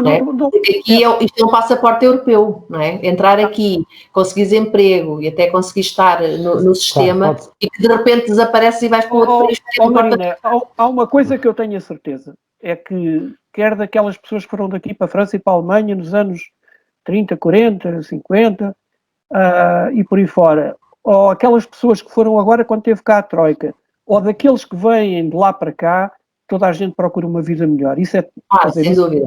Sem dúvida. Agora, se há razões imediatas, se há problemas políticos, de problemas religiosos, se existe problemas de segurança, pois isso, obviamente... Eu acho que ninguém muda de um país onde nasceu se não tiver uma razão muito forte para o fazer. Eu punha agora a pergunta ao contrário. E nós, marinhenses, estamos a ter uma atitude correta? Ou seja, estamos a receber bem estas pessoas? Ou estamos apenas a ignorar e deixar as pessoas entram e nós não estamos a fazer qualquer tipo de esforço? Porque acaba por ser, como vocês falaram, é indiscutível que essas pessoas são muito importantes. Nós temos uma baixa taxa de natalidade, temos muita gente a entrar na fase sénior, temos muita falta de mão de obra. Está bem que a Marina também disse bem que a maior parte da nossa necessidade de mão de obra é uma mão de obra muito técnica, mas também estamos a falar muitas vezes de pessoas que aprendem rápido e muitas vezes, em países como os países da Europa do Leste, que eram pessoas que traziam formação bastante já, ou seja, formação superior, muitas vezes desajustada, mas formação superior. A primeira fase. Nós estamos, que tipo de atitude é que os marinhenses estão a ter nesta fase? Qual é a vossa sensibilidade em relação a isso? Boa questão. Boa questão. Bruno, eu acho que a Marina, tal como eu e tal como tu, e até porque isto é saudável, é que não temos opinião sobre isso, porque eu acho que isto está a acontecer tudo muito depressa. E quem devia estar a reagir a isso não está. Porque nós ainda não começamos, isto só vai começar, as pessoas só se vão começar a preocupar com isso quando começar a haver problemas. Claro. Enquanto as coisas forem tranquilas, ninguém se vai chatear com isso. A verdade é que eu noto, e vocês provavelmente também notam, que essas comunidades estão a crescer cada vez mais. Eu cada vez me cruzo com mais pessoas na rua de outras etnias, de outras nacionalidades, e não tenho problema nenhum desde que essas pessoas respeitem o meu espaço e desde que eu respeito o espaço delas, e portanto aí a questão é as regras, portanto é os direitos e os deveres, porque isto é bionívoco, não é? E às vezes o que acontece com algumas situações é que as coisas só funcionam para o lado, pronto. Mas eu, em boa verdade, eu acho que respondo um bocadinho pelos três. Eu acho que nenhum de nós sabe o que é que está a ser feito e se calhar, em boa verdade, não está a ser feito nada. Mas se calhar era a altura das pessoas se preocuparem com isso. Reagir? Eu tenho aqui uma proposta boa. Efetivamente, isto é crescente e o passa-palavra. Nós devemos estar a tratar muito bem, porque... não devemos por nada. Como ainda não devemos por nada, estamos a tratar bem. Porque se está a crescer tanto, cada vez vem mais pessoas... É porque a malta diz bem. Eu vou para onde me sinto mal, não é? Ou seja, se me tratam mal no sítio, eu vou para lá, não é? Sim, vê-se muito o conceito de família. O feedback que vai tem que ser positiimo. Mas eu tenho aqui uma boa proposta para resolver esse problema, porque a Marina quer assumir aqui um pelouro, que é o pelouro da cidadania e do respeito pelo outro. Vem mesmo a calhar, não é? O que é que queres implementar nesta área da cidadania aqui na Marinha Grande? Diz lá. Olha, o acolhimento aos estrangeiros. Olha, por exemplo. Vamos ver, é isso que... criar aqui uma carta de recepção a quem vem de fora, onde dizemos que há direitos, mas para os termos também há deveres, não é? E o respeito pelo outro é o primeiro dever que temos. Mas também é o primeiro direito. Tem que fazer o teste. Tem que fazer o teste. Comer uma sopa do vidreiro. E um bolinho de pinhão. Porque há de ser faz bolinhos de pinhão, não sei se sabem. Eu estava-te a dar a dica. Eu acho que parte um bocadinho por aí mesmo, ou seja, nós não podemos exercer a nossa cidadania, ou dizemos para os outros exercerem a cidadania, se não tivermos conhecimento claro de quais são os nossos direitos, mas também quais são os nossos deveres. E como em tudo na vida, não há almoços grátis, não é? Portanto, eu tenho muito esta máxima desta questão do não há almoços grátis, porque tudo na vida tem retorno. Tem que ter retorno. E nós não podemos só ter direito sem contribuir. Eu dei formação durante muitos anos e dei formação na área da cidadania. Eu costumava dizer, quando eram as alturas das eleições e tudo isso, eu disse, vocês têm que ir todos votar. Ainda hoje acredito nisso. Que eu acho mas não dizias em quem? Nunca me atraquei. Nem a mim me dizem, quanto mais a dizer aos outros. Mas dizia-me, vocês têm que votar, é um direito, mas é um dever vosso, vocês darem a vossa opinião, não podem só aqui estar a reclamar e depois no momento em que podem ser a mudança, mas não vale a pena, mas não vale a pena aqui. Olha, se eu mandasse, dizia muitas vezes isto, se eu mandasse, não tinha direito, eu penso que o Brasil faz isso, não tinha direito a apoio do Estado, ninguém que não tivesse descarregado votos. Independentemente se era branco, se era nulo, mas tinham que exercer o seu direito e o seu dever de voto. Só assim é que podiam requerer um subsídio de desemprego, um rendimento social de inserção, formação profissional gratuita, ou seja, porque é tudo muito bonito nós reclamarmos pelos direitos e termos tudo gratuito, mas depois também não contribuímos para o fazer, não é? Eu, de facto, acho a questão do voto, para mim, é uma questão muito importante, mas não sou tão extremista como a Maria. Não, eu acho é que quem não vota, pelo menos durante uma ou duas eleições, não poderia votar. Porque mas isso era um favor ao Filipe. Isso era um favor que fazia. Não era favor, não. Não era favor porque era restringir um direito. Era restringir um direito nessa altura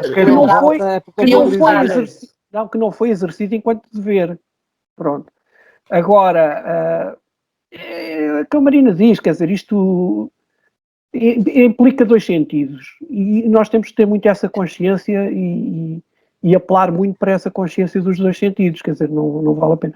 Agora, há problemas um bocado complicados, quando a coisa funciona só num sentido e esse único sentido acaba por ser capitalizado pelos próprios para, no fundo, se auto-marginalizarem. Isso ainda é pior e é muito complicado ultrapassar isso. Se eu fosse o Otávio Machado, eu diria, vocês sabem do que é que eu estou a falar. Marina, eu ia descer então mais uma década ou duas, provavelmente, ia-me centrar aqui numa realidade que parece também muito normal e que muitas vezes é discutida até do ponto de vista político, que tem a ver quase com este ritmo normal em que um jovem ou uma criança que nasce num contexto de maior dificuldade dificilmente consegue sair desse contexto de maior dificuldade. Ou seja, quando os pais não têm habilitações, quando os pais não têm um bom emprego, quando os pais não têm uma família relativamente estruturada, quando as coisas... Normalmente há uma tendência, pelo menos aparente, uma tendência para que isto se mantenha. Ou seja, provavelmente este jovem vai crescer e vai ser também igual àquilo que foram os pais. Há de ser, eu vi neste projeto a questão dos tempos livres no nosso mundo, eu vi também aqui uma atuação nesta área, ou seja, na tentativa de resgatar aquilo que pode ser quase um destino traçado à nascença. É desta forma que vocês veem os tempos livres, o nosso mundo, ou é mais que isso? E a mão amiga. Mão aberta. Mão aberta, é isso.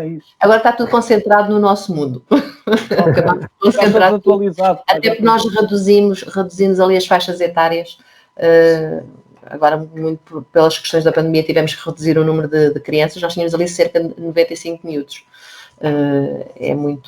Temos um espaço ótimo para isso, mas era muita gente e agora tivemos que reduzir uma sala, ou seja, tivemos que orientar ali. Este é talvez talvez não, é o projeto que está desde a gênese da associação, ou seja, é aquele que se tem mantido. Já teve uma fase que teve para ser resposta social de tempos livres, mas que desvirtuava muito, e foi na altura do projeto de luta contra a pobreza que isso aconteceu, desvirtuava a sua essência, que era, ou seja, teríamos que abrir como um ATL, como um CATL, não é? Um Centro de Atividades de Tempos Livres, abrangente a todo o concelho, não é? Onde as pessoas pagavam consoante os rendimentos que tinham e tudo isso. Neste momento, as famílias têm uma comparticipação conforme o abono, um custo social, no fundo é um custo social para ajudar a suportar, porque é uma resposta também que é financiada pelo município da Marinha Grande e felizmente tem sido sempre, não quer dizer que seja suficiente, naturalmente não é, mas por isso é que temos que ir buscar outras fontes de receita, mas é realmente a filosofia ali das salas de estudo é essa, é a retaguarda e é no fundo nós não replicarmos esse ciclo da pobreza, não é? Nós temos neste momento ali filhos de miúdos, para mim são sempre miúdos, que já andaram ali, que nós os acompanhámos em miúdos e que agora eles têm uma vida até mais normalizada do que aquelas que os pais deles tiveram e que optaram por ir lá pôr os seus filhos. O que é curioso, continuam com ligações ali ao bairro, alguns deles residentes ali no bairro, mas têm os seus empregos, os dois, uma vida, pronto, normalizada naturalmente, de trabalho, não têm questões, por isso é que eu dizia que há uma grande diferença entre o que era o bairro antigamente e o que é o bairro agora, e cortou-se aquele ciclo e são realmente pessoas que se tornaram até exigentes naquilo que querem oferecer aos próprios filhos, ou seja, para cortar um bocadinho também com aquilo que se calhar eles não puderam ter, não é? Não tiveram. E o que conseguiram foi à custa de muito. Agora, há naturalmente uma taxa de frustração no meio disto tudo, que é aqueles que nós não conseguimos fazer, não conseguimos transformar as vidas todas que nós gostaríamos, não é? E mudar, e isto leva-nos também aqui a uma taxa de frustração, pronto, QB. Aliás, nós temos famílias que se calhar vão replicar estes comportamentos sempre.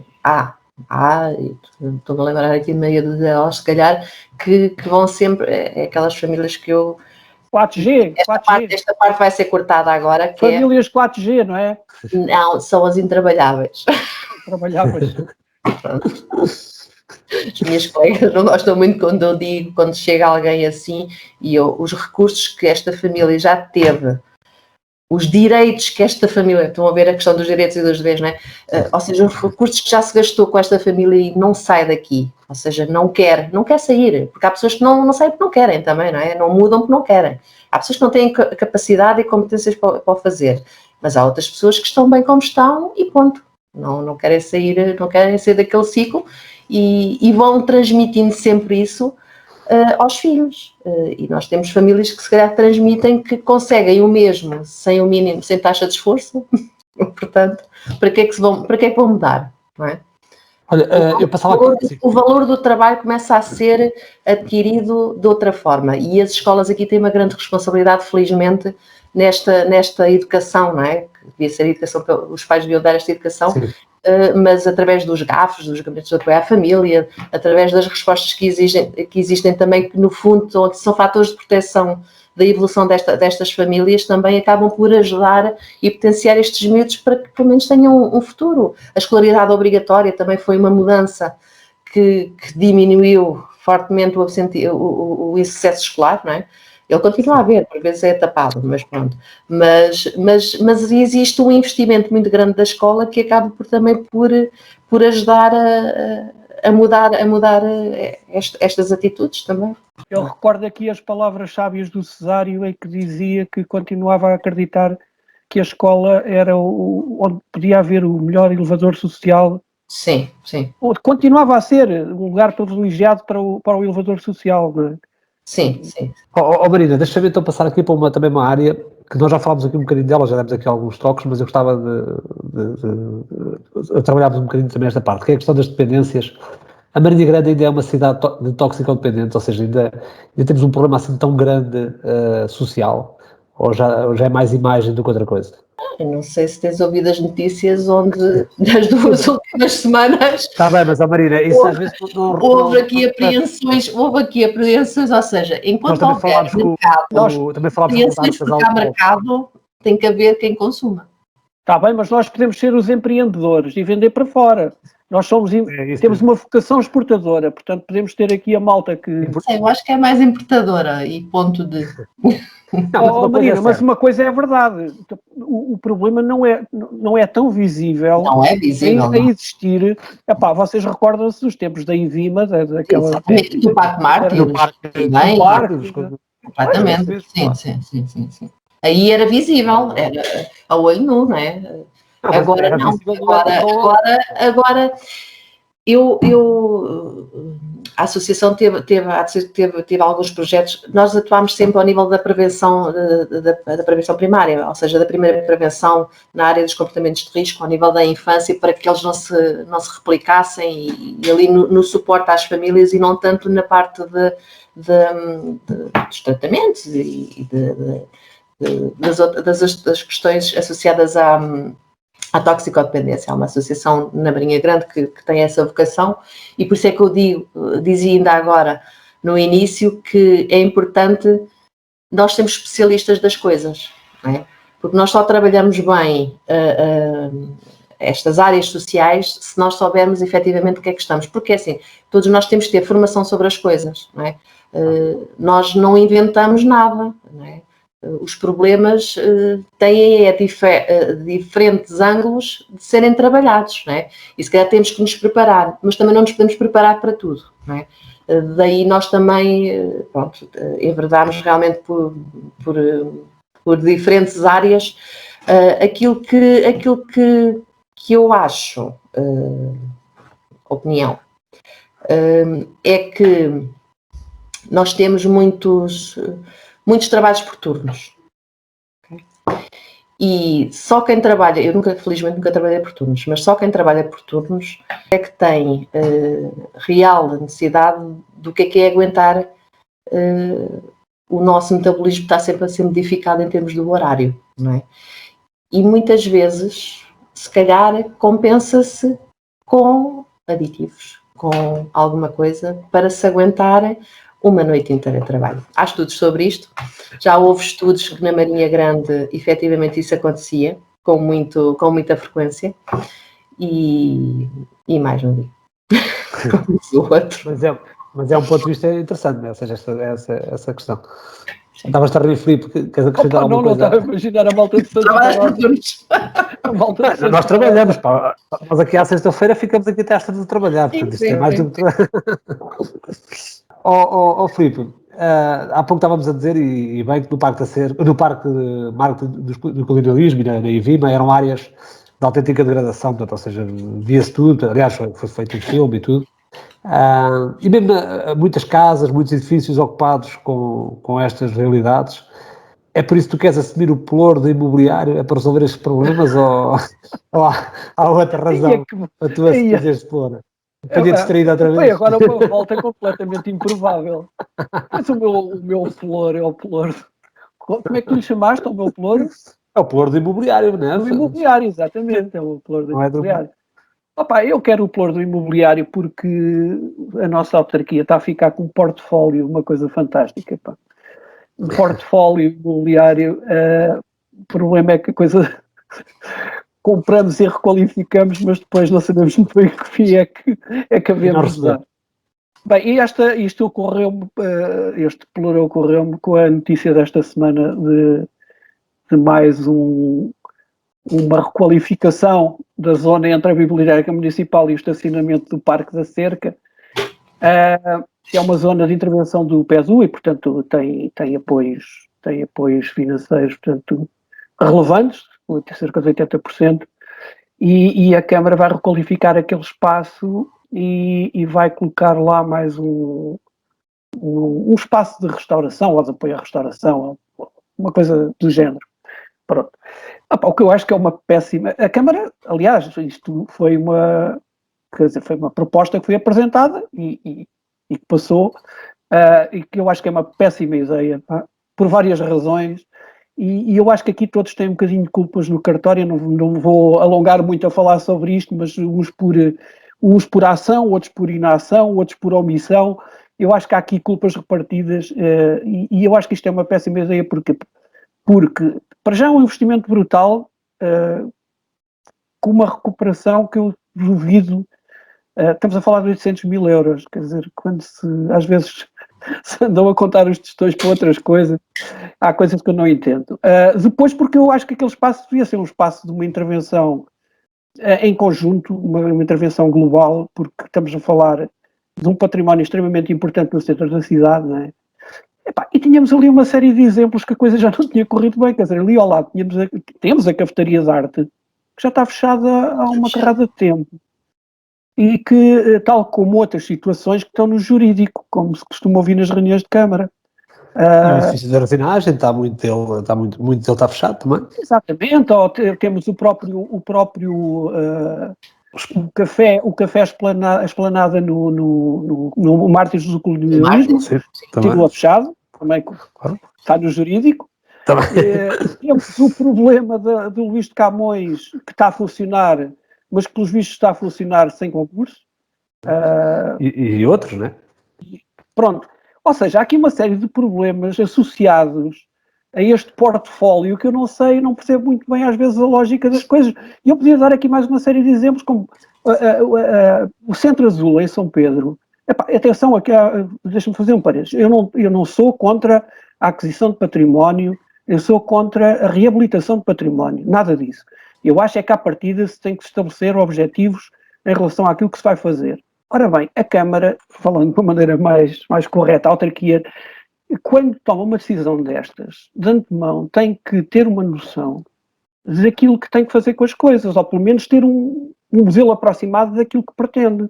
Porque assim, nós vamos a ver este portfólio, para além destas questões que eu já disse, que estão aqui um bocado, quer dizer, porque a autarquia não é, quer dizer, não constrói cafés nem lojas, porque esse não é o âmbito da autarquia, quer dizer, a autarquia não tem vocação para isso, não é?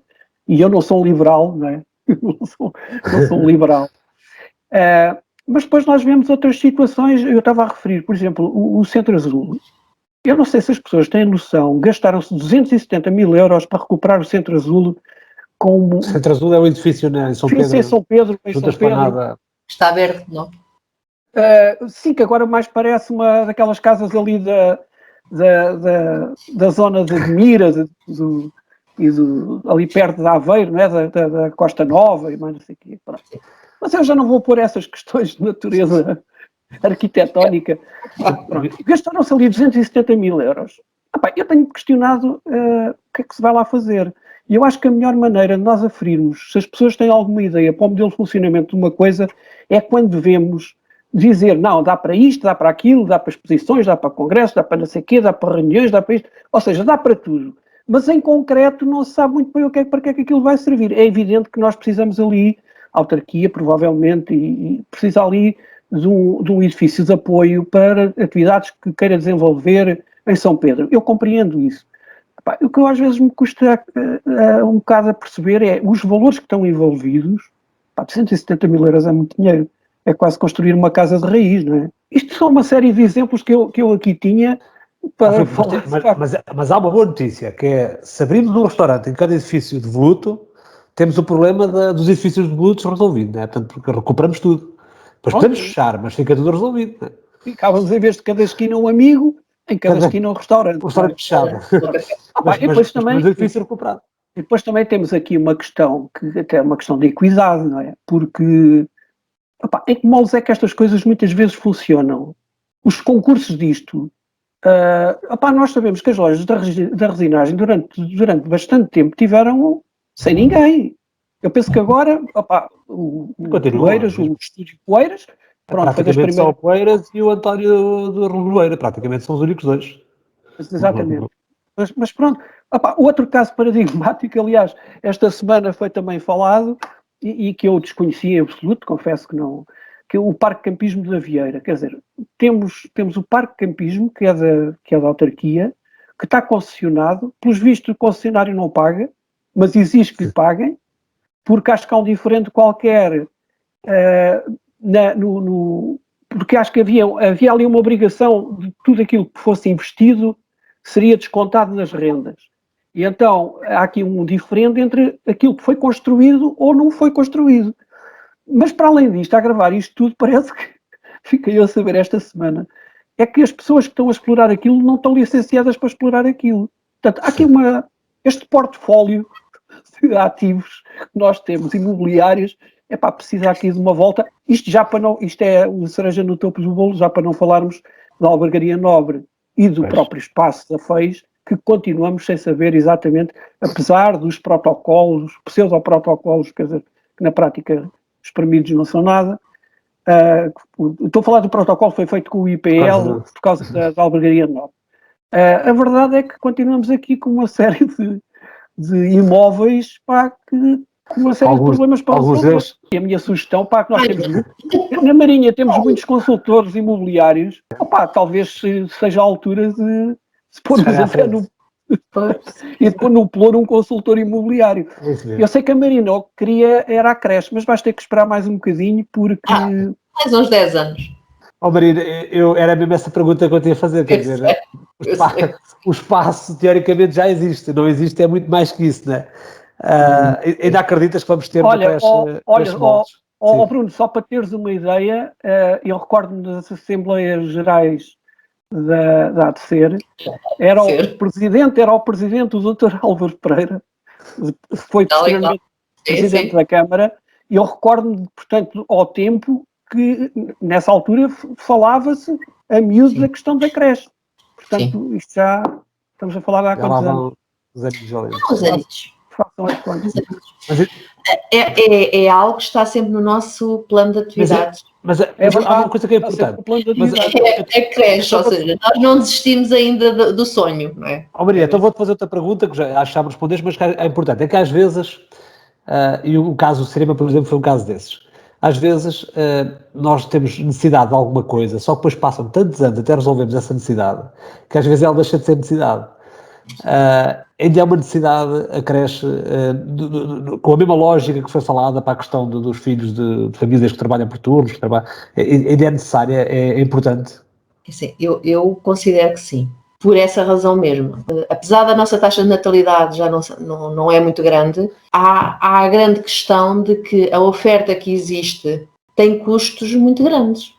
E muitas vezes a grande dificuldade que existe destas famílias que vêm, e a nossa realidade em termos de trabalho é realmente esta dos turnos, não é exclusiva naturalmente, mas é muito, e há trabalhos se calhar mais indiferenciados que também estão nestas questões dos turnos, não são trabalhos tão técnicos, mas também são trabalhos também diferenciados na parte das escolhas, sei lá, uma série de trabalhos que existem, e nós temos famílias que não podem aceitar, temos, sobretudo mulheres, não podem aceitar, famílias monoparentais, que se calhar recebem o rendimento social de inserção, porque não têm outra forma de subsistência, não é?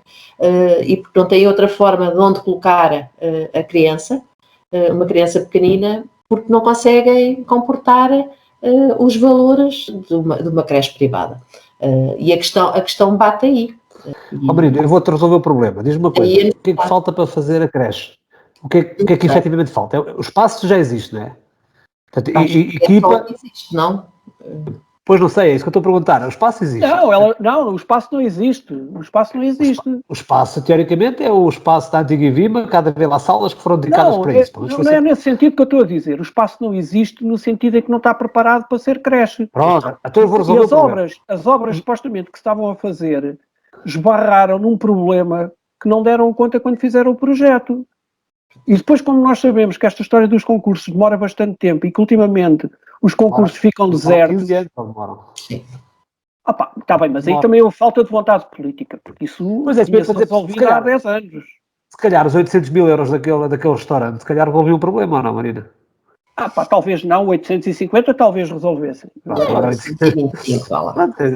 Deve ter... É uma questão de prioridades. Olha, para passar aqui também pela questão da Girassol, nós já falámos também um bocadinho sobre este projeto. Diz-me uma coisa, eu vi que alberga em média mais ou menos 14 pessoas, 14 crianças, é o que fala no site, pronto, a não ser 14 exatamente, e o Girassol já existe há alguns anos. Já existe algum feedback ou alguma sensibilidade do que é que foram feitos, o que é que aconteceu a estas crianças, o que é que elas hoje, o que é que são hoje estas crianças? Há alguma sensibilidade ou há números para isso? Nós temos meninos que nos visitam, que já passaram por nós, meninos que regressaram às suas famílias, outros meninos que foram adotados, e temos, em alguns deles, algum feedback das próprias famílias na evolução da própria criança. Ou seja, aquela casa é uma casa de família. Nós queremos acreditar que seja e que os meninos, independentemente dos problemas que os trouxeram ali, que os mantêm ali e que os impedem de ir, por vezes, para algum lado, ou para ter a sua vida, a sua desejável vida normal, nós consideramos que enquanto eles estão ali têm acesso e nós somos criadores de oportunidades para eles, não é? Nomeadamente na prática do desporto, por exemplo, e aqui temos uma relação muito grande com as coletividades que praticam o desporto, que eles podem escolher o desporto, podem experimentar e podem escolher o desporto e até frequentam gratuitamente esse desporto nas várias coletividades. Nós temos meninos a frequentar hóquei, temos meninos a frequentar judo, handball, ou seja, futebol, temos assim uma série de diferentes, consoante também os interesses e respeitando sempre os gostos e os interesses de cada um destes meninos. E eles, se calhar, quando saem, e este feedback que nós temos de nos procurarem, se calhar é um sinal de que ficou uma marca positiva. Se calhar não é em todos, não é? Naturalmente, claro. Mas a grande percentagem realmente ficou ali com alguma marca que os faz realmente lembrarem-se que nós existimos e que estivemos na vida deles durante algum tempo. E aqui o que é muito importante, porque temos um corpo técnico excepcional, a meu ver, e não só, todos os auxiliares são de uma entrega muito grande à vida de todas estas crianças e à vida da casa. E exemplo disso é que aliás, toda a casa há de ser, nós temos são cerca de 30 funcionários, que já temos 30 colaboradores, é uma casa que não tem grande rotatividade pessoal. E o centro de acolhimento dá uma grande estabilidade a nível de pessoal e de afetividades, porque nós temos meninos ali durante muitos anos, não é? Ou seja, não é só meses. Temos ali meninos que crescem, que começam a andar ali e que no fundo têm a figura de referência, são todas estas nossas colaboradoras. E isto é um envolvimento emocional muito grande de todas elas e é uma entrega fantástica. Além dos meninos, nós temos, isto é uma estrutura e é uma casa que é do município, portanto é da autarquia. Todos os nossos edifícios, e agora vou voltar aqui um bocadinho atrás ao imobiliário. Olha, o Girassol também não paga de certeza, estás a ver, Filipe? Mais um. Não. Mas, não, aliás, o património imobiliário utilizado pela ADCER é toda a autarquia. É toda a autarquia. Aí é muito bem emprego, é muito bem utilizado. Começando pelas salas de estudo e a sede da instituição em Casal Maltas, que foi ver pré-fabricados. E a casa na Casa da Alpendrada, que é onde eu estou normalmente, e é onde o CLDS atua a partir da Casa da Alpendrada. Utilizamos também o auditório da Biblioteca Municipal para a atividade da tertúlia. E isto é de louvar, efetivamente, esta entrega que o município tem tido e este apoio que o município tem tido aos vários desafios, porque não é só criar projetos, não é? Depois temos de ter sítios onde os colocarmos. Olha, nós estamos a ficar já muito apertadinhos, é sempre terrível, é 1h30 que passa no instante. Marina, tu tens aqui uma sugestão que é apanhar a vitamina D. Queres que me faça a tua sugestão? Eu vou fazer uso dela. Se Deus quiser, no sábado à tarde vou andar de bicicleta e vou apanhar a vitamina D. Tu falas em segurança, né? Ou seja, esta questão aqui é importante. Ou seja, cada qual vai na sua bicicleta com o distanciamento social.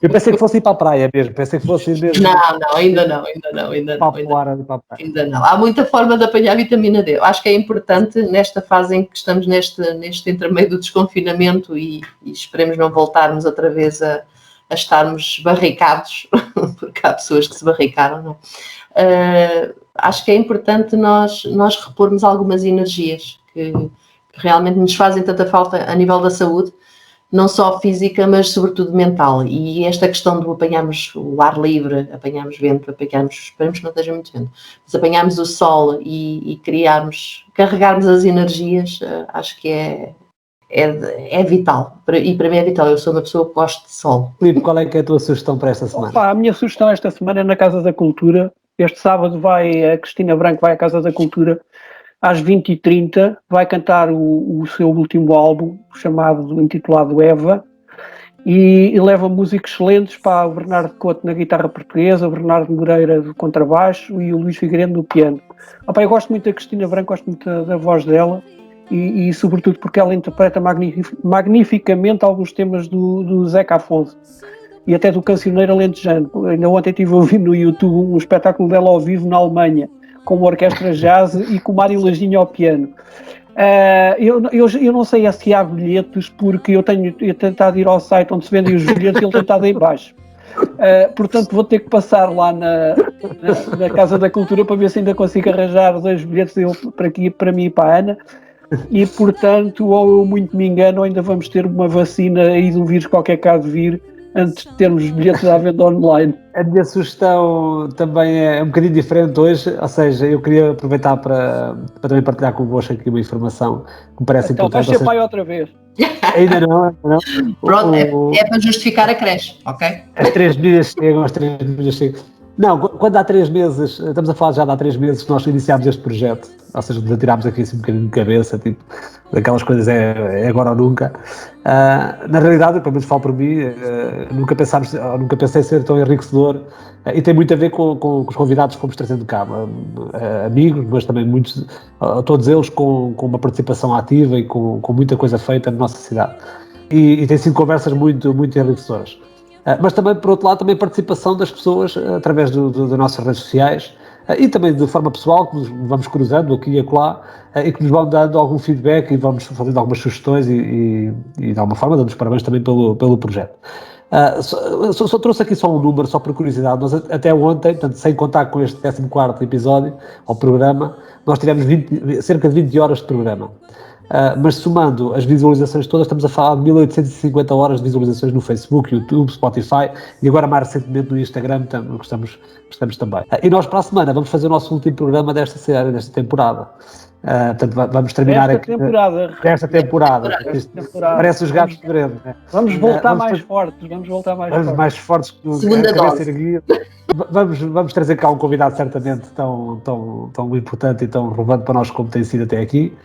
Mas não queria deixar de fazer aqui uma sugestão, que é a minha sugestão desta semana, que é preparar já os nossos ouvintes que queiram participar num programa especial que vai ser o 16º. Vamos lançar um programa especial em que vamos dar a oportunidade de cada uma das pessoas que nos acompanham fazer um vídeo de 2 minutos com a sua irritação ou ao seu pelour que queiram assumir. Portanto, a sugestão que eu tenho para esta semana é mesmo isto, ou seja, toda a gente que queira fazer um vídeo de 2 minutos, e hoje é relativamente simples, é só agarrar no telemóvel e fazer um vídeo, enviam para nós, pode ser através das redes sociais que nós temos, enviam para nós o vídeo e nós no 16º episódio, portanto, depois de terminarmos esta temporada... Portanto, não será na próxima semana, será na outra a seguir. Isso mesmo, será na outra. Vamos fazer então um programa, fazemos aqui uma compilação de todas as irritações e todos os pelouros que o pessoal queira assumir. Bruno, a mesma pessoa pode mandar a irritação e o pelouro, não tem problema. Sim, não podem mandar 2 irritações, só se pode irritar uma vez. Só uma. Isto é um problema. Se se irrita muito, tem que escolher. Havia aí malta que passava aí 2 horas irritado e eu também não faz sentido. E fechamos assim este ciclo e esta temporada do plágio. E depois voltaremos certamente com novas coisas e novas ideias. Portanto, e era assim, era esta a minha sugestão. Marina, o que é que dizem os teus olhos? Vou fechar porque vão dormir. Por aí. Não, olha, gostei então muito. Aproveita Gostei de estar aqui convosco nesta noite de quase sexta-feira. Obrigada por me terem recebido. Pronto, e não foram mauzinhos comigo. Vos agradecer. Nós agradecemos bastante. Não, deixem-me só, porque foi um desafio que vocês também me fizeram, que era o que é que me identificava. E deixem-me só o que dizem os meus olhos é que nós temos que olhar para os outros, muitas vezes antes de olharmos para nós próprios, mas também temos que olhar para nós para podermos ajudar os outros, e só ajudamos quem quer ser ajudado, mas também temos que dar de nós, não é? E temos que realmente, a tal expressão, calçar os sapatos dos outros, que é para percebermos muito bem o que é que as outras pessoas sentem, não é? Antes de tentarmos mudar a vida de outras pessoas, mas acho que é importante nós estarmos na vida dos outros quando eles querem que nós estejamos. Muito obrigado, Marina. Muito obrigado. Muito obrigado, Marina. Muito obrigado, Filipe, por mais esta participação. Hoje no 14º episódio, portanto, para a semana cá estaremos no último ou no penúltimo, como queiramos ver. E até para a semana. Então, muito obrigado a todos. Até para a semana.